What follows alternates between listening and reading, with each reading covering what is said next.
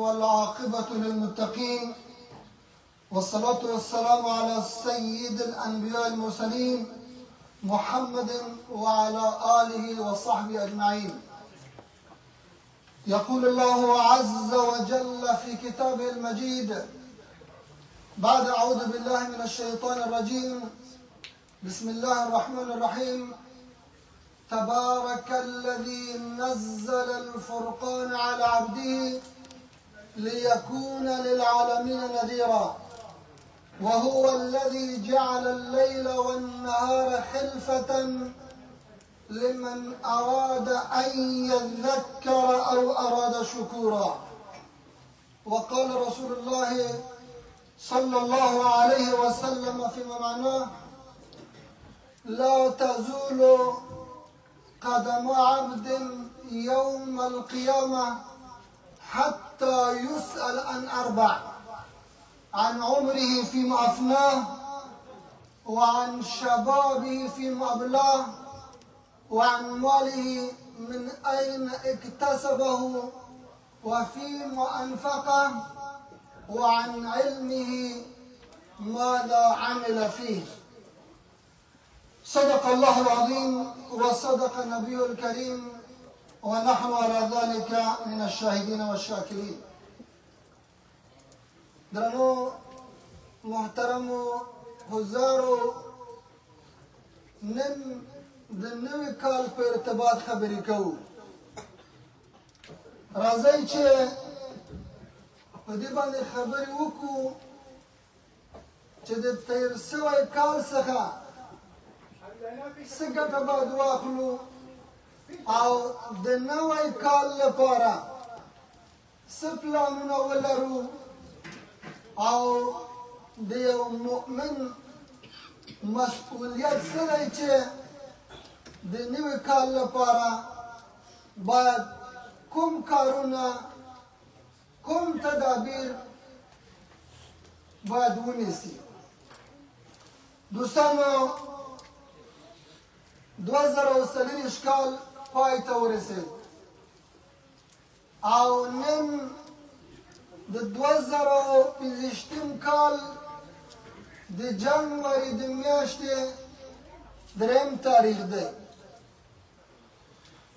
او ډېری خلک یو بل ته د نوي کال مبارکي وایي او ځینې په سوشل میډیا کې خپل انځورونه اچوي چې زما عمر 40 کالو ته ورسېد، 10 کالو ته ورسېد، 50 کالو ته ورسېد. راځئ په دې باندې خبرې وکړو چې د شپې او د ورځې بدلون هدف څه دی، ولې الله تعالی دا کار کوي. نو خدای تعالی په خپل کتاب کې فرمایي چې وتلک الایام نداولها بین الناس. دا ورځې دي چې موږ د خلکو په منځ کې بدلوو. شپه ځي، ورځ راځي، ورځ شپه راځي. او په بل آیت شریف کې فرمایي چې یقلب الله اللیل والنهار ان فی ذلک لعبرة لأولی الابصار. الله تعالی بدلوي شپه او ورځ. د چه شي لپاره؟ دلیل څه دی؟ ان فی ذلک لعبرة لأولی الابصار. په دې کار کې عبرت دی او درس دی. د چا لپاره؟ د هغو خلکو لپاره چې پوهه ولري او پوهیږي. نو بیا الله تعالی په بل آیت شریف کې فرمایي چې الله تعالی هغه ذات دی چې پیدا کړی شپه او ورځ. د چه شي لپاره؟ خلفة لمن أراد أن يذكر أو أراد شكورا. کله شپه ځي، ورځ راځي، او کله ورځ ځي، شپه راځي. دا د چه شي لپاره؟ خلفة خلفة لمن أراد أن يذكر أو أراد شكورا. د شپې خلیفه ورځ دی او د ورځې ځای نیونکی شپه دی. شپه ورځ راځي، ورځ شپه راځي. په دې کار کې ان فی ذلک خلفة لمن أراد أن يذكر أو أراد شكورا. دا د هغو خلکو لپاره د عبرت درس دی او د پند درس دی چې غواړي ان یذکر، چې پند واخلي او عبرت واخلي، او اراده شکورا، یا دا چې دی د لوی خدای تعالی د نعمتونو شکر وباسي. نو کله موږ نه دا وخت تېر سي شپه، خو په شپه کې د الله تعالی عبادت کېدی چې ځینې خلک ونه کړي، یا یې لمونځ هېر سي یا یې ذکر هېر سي، خو کله چې سهار راځي دی په دې سوچ کې کېږي چې والله بېګاه خو ما د الله تعالی عبادت نه دی کړی. تېر شوی شپه ما کوم ښه کار نه دی کړی، نو دی په ورځ کې جوماتونو ته درومي، ښه کارو ته مخه کوي او نیک اعمال سرته رسوي.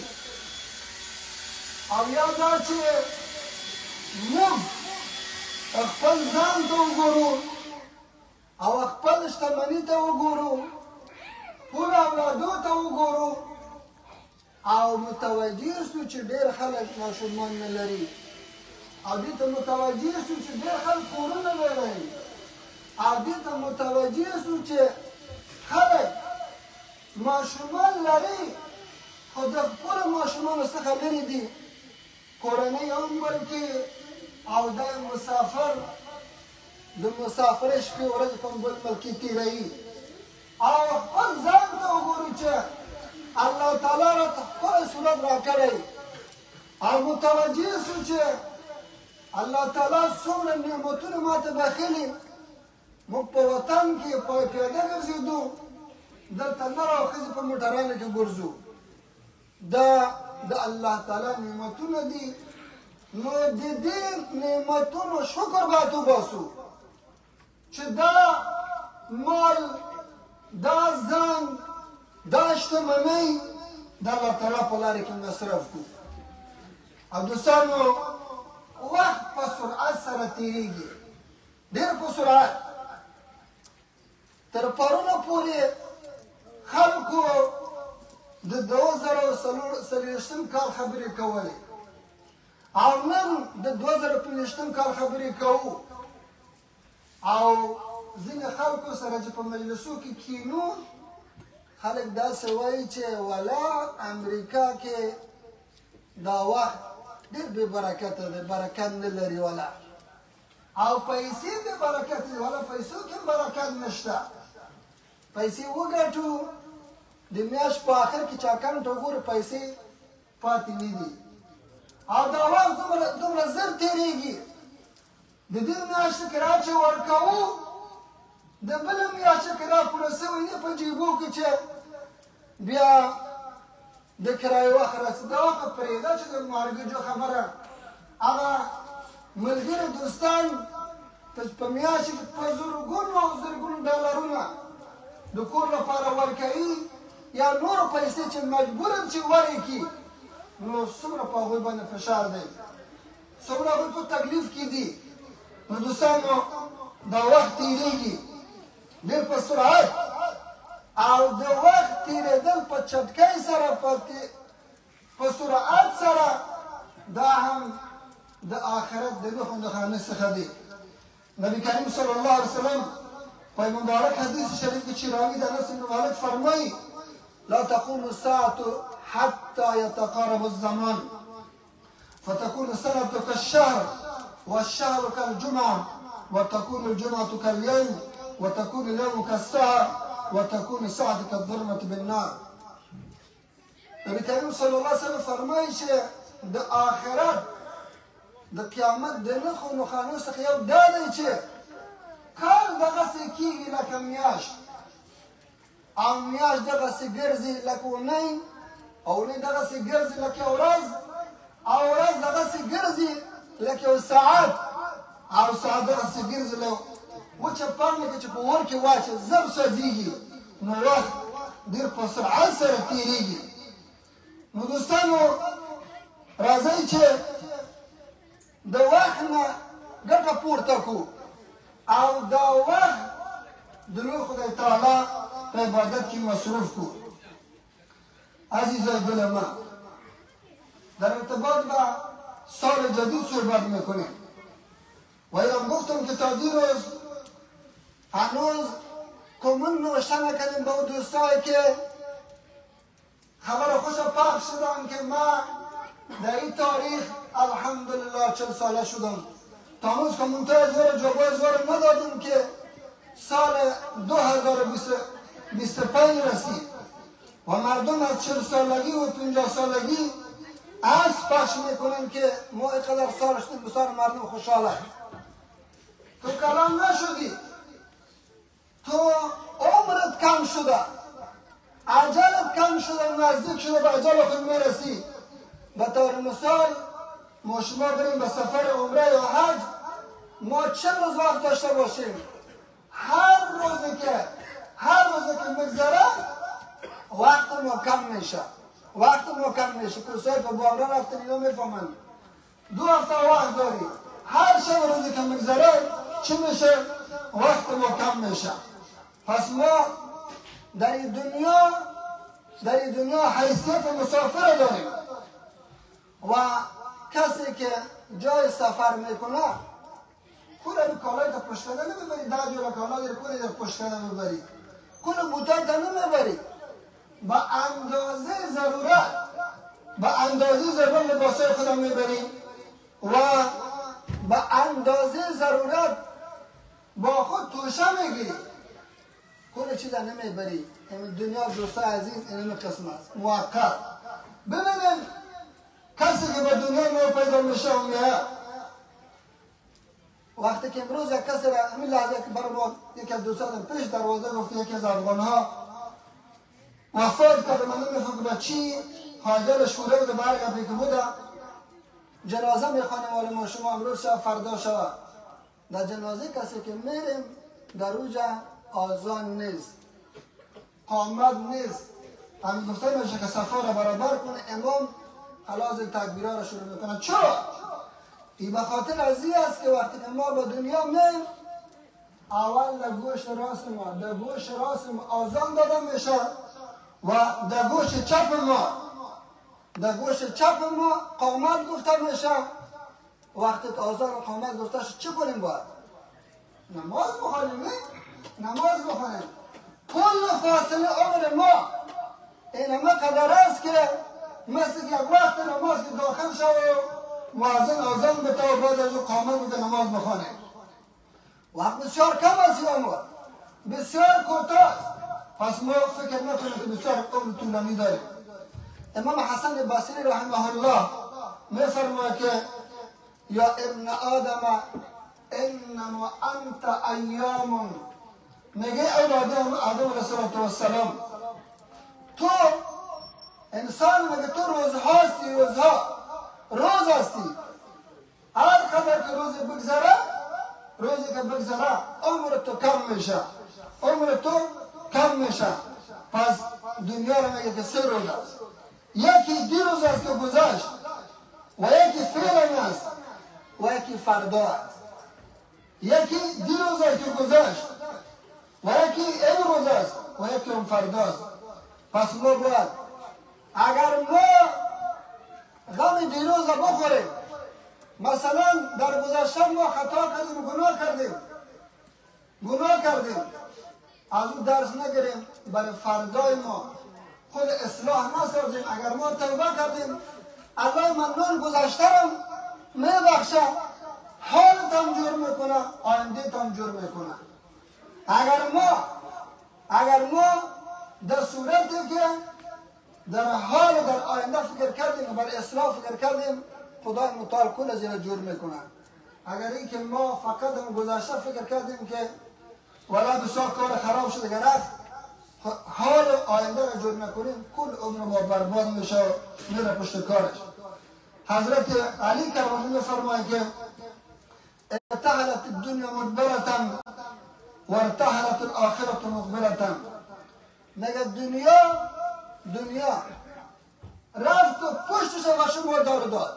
هر روزی که گذشت، امروز جمعه است، دیروز پنجشنبه بود، رفت پشتش برای ما دار داد و آخرت طرف ما روش دار میته. پس میگه شما شویم فکونوا من ابناء الاخرة ولا تکونوا من ابناء الدنیا. شما از بچه های آخرت شوید. شما با آینده فکر بکنید، با گذشته فکر نکنید که دنیاست. چرا؟ امروز عمل است، حساب کتاب نیست فعلا، ولی فردا حساب کتاب است، عمل نیست. برای فعلا ما چانس داریم که کارهای خوب بکنیم، ولی امروز از دست داریم، این چانس خوب از دست داریم. فردا در روز قیامت دیگه برای ما چانس نیست که ما کدام کار خوب بکنیم، عمل خیر انجام بدیم. چند گذشت. ابن مسعود رضی الله عنه میفرماید که ما ندمت على شيء ندمی على يوم غربت شمسه نقص فی عجلی ولم یزد فی عملی. میگه به این چیز جگر خونی نکردم، پشیمانی نشدم روزی که آفتابش غروب بکنه مگر این که نقص فی عجلی، عجل ما کم میشه، عمر ما کوتاه میشه، ولم یزد فی عملی، و در روزی که گذشت اعمال ما چی میشه؟ زیاد نمیشه. پس ما باید چی بکنیم؟ هر روزی که میگذره ما سرجو فکر بکنیم که مفت نگذره. در حدیث دیگه نبی کریم صلی الله علیه وسلم که راویش حضرت ابو هریره میفرماید که ما من احد یموت الا ندم. قال وما ندمت یا رسول الله؟ قال ان كان محسنا ندم الا يكون قد ازداد وان كان مسيئا ندم الا يكون نزع. هر روزی که میگذره اولاد آدم علیه السلام پشیمان میشه به چی؟ اگر انسان نیک باشه، خوب باشه، پشیمان میشه که روز ما گذشت و مدعی کار خوب نکردم. و اگر انسان بد باشه و میترسه که ولی امروز نمارم منمش کنم کار خوبم نکردیم، پس هر دوش پشیمانه. هم انسان خوب پشیمانه. چرا؟ ما وقتم تیر میشه و علی استفاده خوب نکردم. و انسان بد پشیمان است که چرا ما با آخرتم کدام کاری نکردم. انسان خوب خیر زیاده میخواه که کارهای خوب بیشتر بکنه، و انسان بد برش دیگه چانس میترسه که من امروز نبرم، پس ما چی بکنم؟ بالای متعال چی پیش بکنم؟ پس دوستان عزیز، ما پیش از این مرگ و سراغ ما برسه ما باید چی بکنیم؟ اعمال خیر انجام بدیم و در روز قیامت الله من میفرماید که یا لیتنی قدمت لحیاتی. کافران میگه که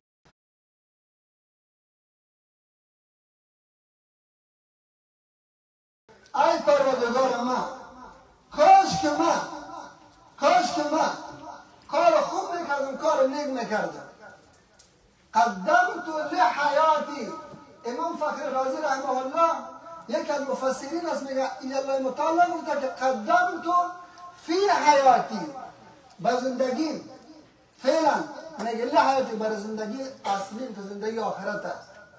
پس زندگی آخرت است. ما شما موقت هستیم در این دنیا. پس در این چی باید بکنیم؟ کار خوب بکنیم، کار نیک بکنیم، کار خیر بکنیم. و برای سال جدید ما برنامه جدید باید داشته باشیم. اول توبه بکنیم از اعمال زشت، ناروا و ناپسنده که از ما سر زده، از او پشیمان باشیم. و تنها پشیمانی و فایده نمیکنه که پشیمان باشیم، در پولیش و کارها را ترک بکنیم، به طرف کار خیر رو بیاریم. دو، ما سر اصلاح نفس، سر اصلاح فامیل، سر اصلاح اولاد ما کار بکنیم. چه زیباست که امروز این جوان‌ها و نوجوان‌ها را می‌بینیم. این را تکرار میکنم، هر روز که من در این مسجد طفل را، جوانی را، نوجوانی را می‌بینم 100 مرتبه از این بزرگسالایی که تشریف میارن 100 چند خوش میشد. ما به اصلاح زنا نیاز داریم در سال نو. ما برای برنامه جدید کل ما اکانتای ما را چک میکنیم که هر روز ما فکر نکنیم از ما شروع تا شما کسی باشه که اتوریست تیر شود خدای ناخواسته اکانتش را چک نکرده باشه. خدای ناخواسته هر روز چکش میکنیم، هر روز این پیسه را کی دار؟ این پیسه را کجا را؟ و پیسه پا خوب داره که مصرف شدی نیتا متوجه یو و این متوجه هستی که پیسه را چی را؟ لیکن اکاونت اعمال ما باید چک میکنیم. ما اینمی موبایل که یک روز در دست ما نباشه باور با خدای پاک کنه روز سر ما قیامت تیر میشه. برادر موبایل یادم رفت والا قیامت شد موبایل یادم رفت. لیکن همین گفتم قرآن کریم یادم رفت. من نفر میبینم که نان میخوره در دستش موبایلش هست. ما یکان وقت میترسیم کسایی در وقت نان خوردن موبایل هستن میکنیم اینا در کمجه دیگر نبرن آدرسش اشتباه نکنن. صبر که از این دلم در می وقت نان خوردن خب بان میره نان بخور. چقدر ما معتاد به این وسایل شده، چقدر معتاد هستیم. روز تا بیگاه ما در جواب ازی هستیم که فلانی در کوه بالا شد ما نوشه کنیم بسار خوب شد که در کوه بالا شدی، پایین شد بسار کار خوب شد پایین شدی. امروز که ترجیم نام خودی بسار کار خوب کردی که نام خودی اگر نوشتن نمیدیم از اون خفر او بیادر میتی یک کمود خالی نمیتی یک لایک هم نمیکنی. ولی یک روز در این متوجه شدیم که الحسنة بعشر امثالها نیکی یکی برده چند آیت از کتابه امروز ما تلاوت کردیم چند آیتشه. نبی کریم صلی الله علیه وسلم میگه که نگو که الف لام میم یک حرف است، الف حرف و لام حرف و میم حرف. یک لام میم تنها 30 اثر ما کمال میکنیم. آیا ما به کتاب الله وقت دادیم؟ آیا ما برای اصلاح نفس، برای اصلاح فامیل، برای اصلاح زندگی، برای یک تغییر در زندگی فکر کردیم؟ آیا همیشه فکر میکنیم که همیشه میقسم جوان هستیم و غرف فیصده بریم از زور گپ بزنیم؟ نه عزیز دل میقسم نیست. یه روز کمر چنگ میشه، یه روز کمر کوب میشه. آیا به روز هم برسی یا نرسی؟ الله من نمیفهم که به روز برسی یا نرسی که فی صفحه چایی. پس عزیزای دل من کوتاه و مختصر بین که برای سال جدید کل اعمال سال گذشته رو مثل آیارس یک ریویو کنیم. آیارس خانه آباد یک کار ریویو میکنه، فقط پیسه سال گذشته را چک میکنه که در سال گذشته چقدر کار کرد دیگه سیستم از بیاده همیشه کنه که یک کار اتومات تکس ریتون میکنه گرم تکس ریتون برد مبره دیگه بخیر. الله منان که ما شما محاسبه میکنه ریویوز او خو یک سال ریویو میکنه. الله متعال کل عمر ریویو میکنه، کل عمر. کرام کاتبین یعلمون ما تفعلون. دو ملک است فقط وظیفه نوشته کردن. فقط من هلپوین که نگاه وقت میرم وقتی زیاد نیم که شروع میکنه که نوشته کن یکی نوشته کردن میره کل راپورا را بازی رو بریم دکتر میتونه بینی که یادم این تیار آدم هست اینی قبلش هست اینی وزنش هست اینی تلیفا را داره اون کلی چیزا که میخوانه باز میگه حالا بتون بسه که سینه درد داریستی اما خواندی را اون کل راپور را خواندی. روز قیامت علم دو روز است دقیقه 3 ورځ دی. در روز قیامت الله منان کتاب خود ما را بر ما میته، کتاب خود ما را اقرا بخوان. چی را بخوان؟ کتاب خودت بخوان. کفا بنفسک اليوم علیک حسیبا. کافی است که خودت با خود محاسبه بکنی. این کافی است، با محاسبه کار نیست. صحبتات طولانی شد. از الله منان توفیق عمل میخوام. انشالله سال روان سال خوش، سال سلامتی، سال عزت، سال پیروزی امت اسلامی و شکست دشمنان اسلام در سراسر جهان باشد. در این لحظه من زمین